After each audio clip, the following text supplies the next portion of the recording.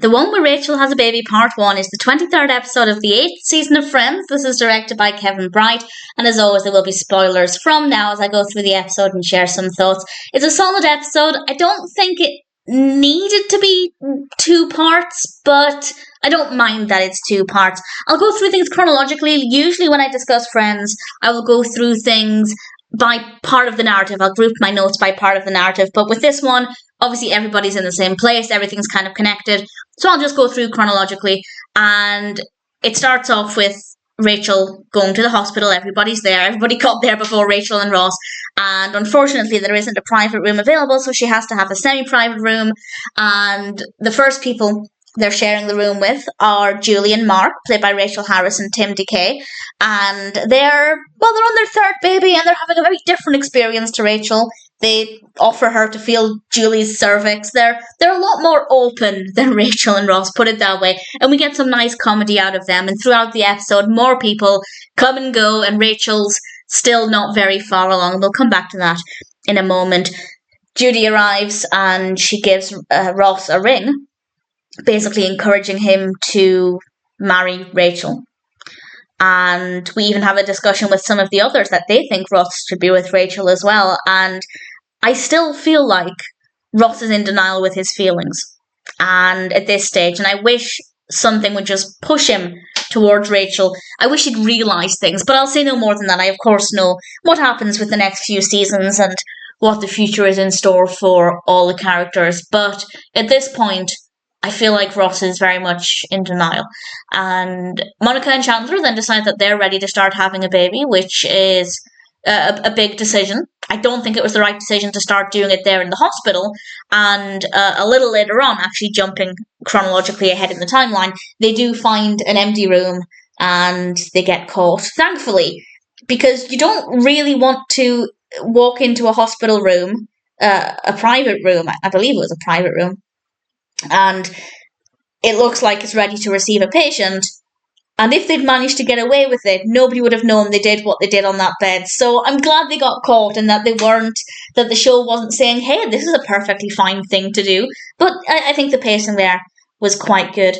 And then Phoebe meets somebody in an elevator, somebody in a wheelchair with a cast on, and he's just about to give her his room number, and the elevator door shuts, which was brilliantly timed. And Phoebe tries to get the details from the receptionist, and of course, she isn't able to give the details out, and in swoops Dr. Drake Ramore. He was so slick, the way Joey introduced himself. It was just brilliantly done, and the receptionist gives the room number. I'd like to think that in real life, and I'm not criticising the episode for this, I don't think it's important in the episode, but I'd like to think that in real life, before giving out the room number, the nurse would look at the doctor's ID.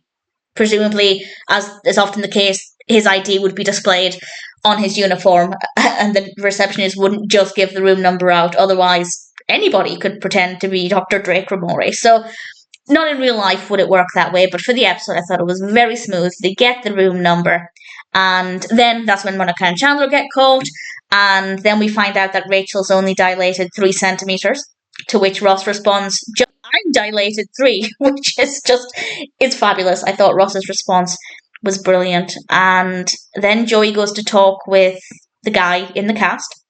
And as you can tell, there's a lot of jumping around back and forth with his episode, and I think that really helped to keep the pacing. Had we spent most of the episode in the room with Rachael and Ross, even with the other people coming and going, I think it would have become quite stale. I think jumping around the other characters worked very effectively at keeping the pace going.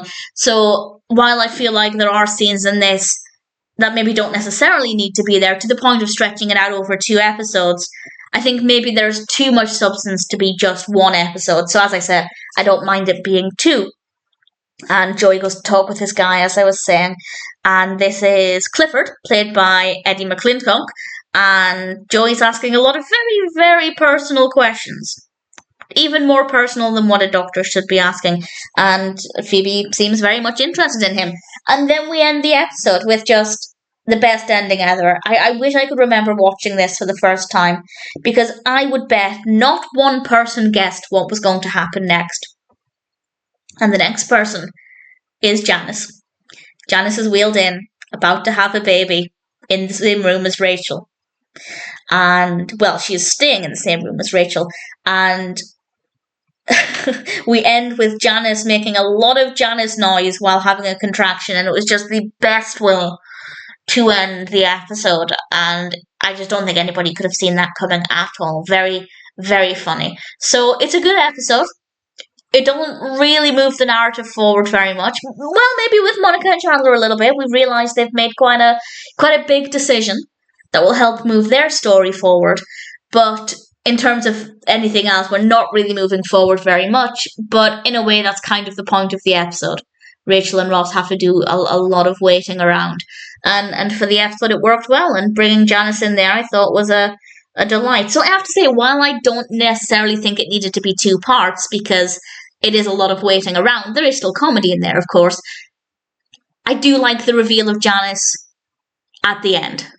I think that worked very well to end the episode. So, yeah, I don't mind it too much. The one where Rachael has a baby, part 1, is a brilliant episode of Friends, and I'm really looking forward to rewatching the next episode.